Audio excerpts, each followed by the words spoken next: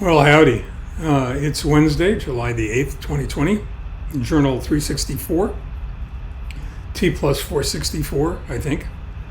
I'm hoping. Unless I lost another day somewhere, which is really possible over the last couple of days.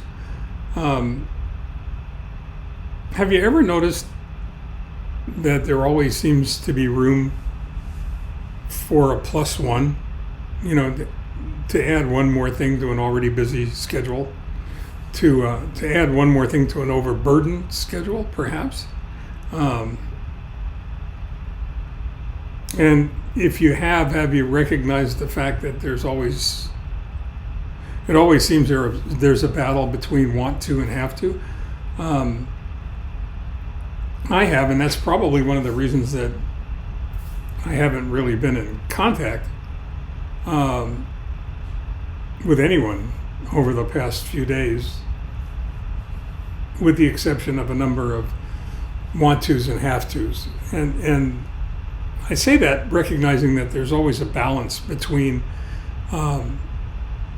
what you have to do, what you must do, and that which you want to do, that you really have a desire to do. And the interesting thing in that balance is what wins. And what wins is a determining factor in your overall mental health, I would suggest. I started out on Sunday with a trip out to Duarte, to the City of Hope, for COVID-19 test, which is more fun than ought to be legal. It's the nasal swab, 10 seconds with the Q-tip far enough up your nose to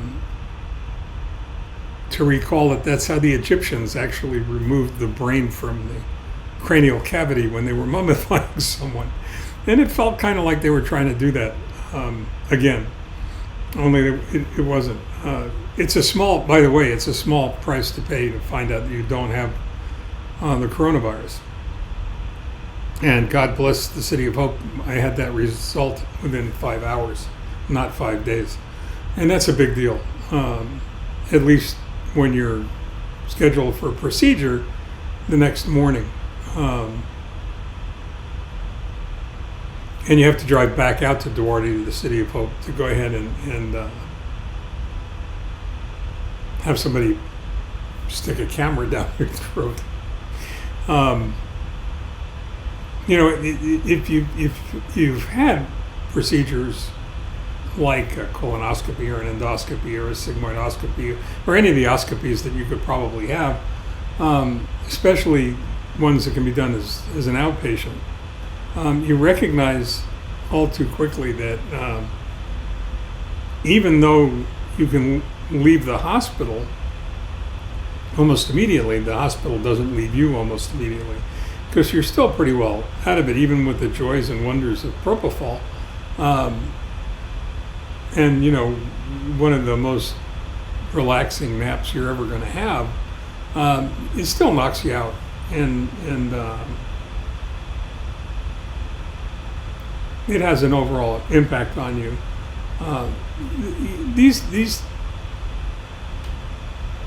This goes back to the idea of a +1.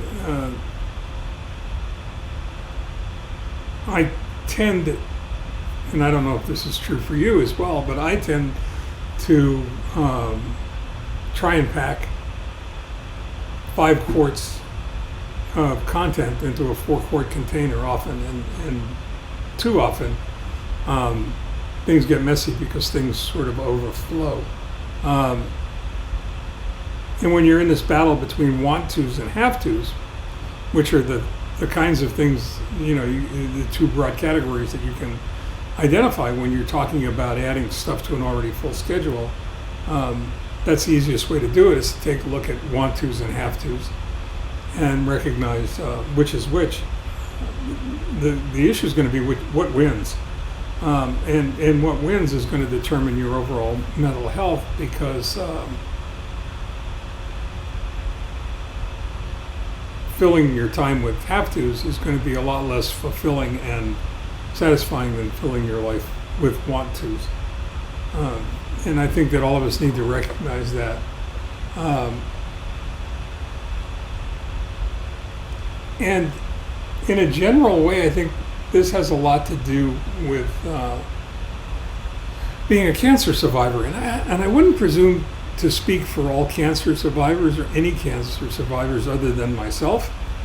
But I can speak clearly to the issue of have-tos and want-tos and plus ones from the perspective of being a cancer survivor, recognizing how fragile life is, realizing that nothing's guaranteed, especially your time hanging out on this planet. And that if you want to accomplish those things that are really critically important to you, things that you firmly believe are part of any kind of a meaningful or realistic legacy, then you're doomed to an existence of plus ones and adding things to an already busy schedule.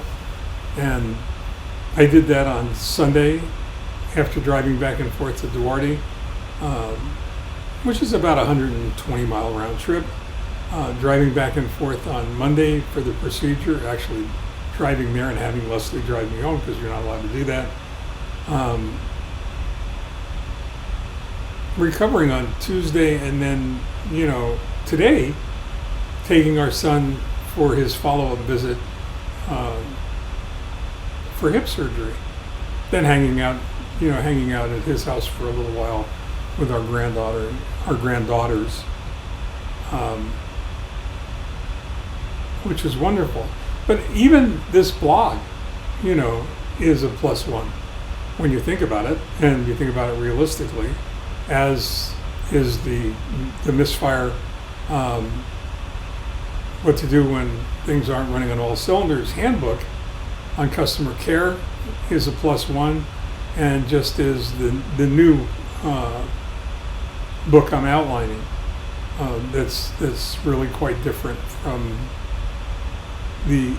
from Misfire and the handbook, and will stand alone on its own merit.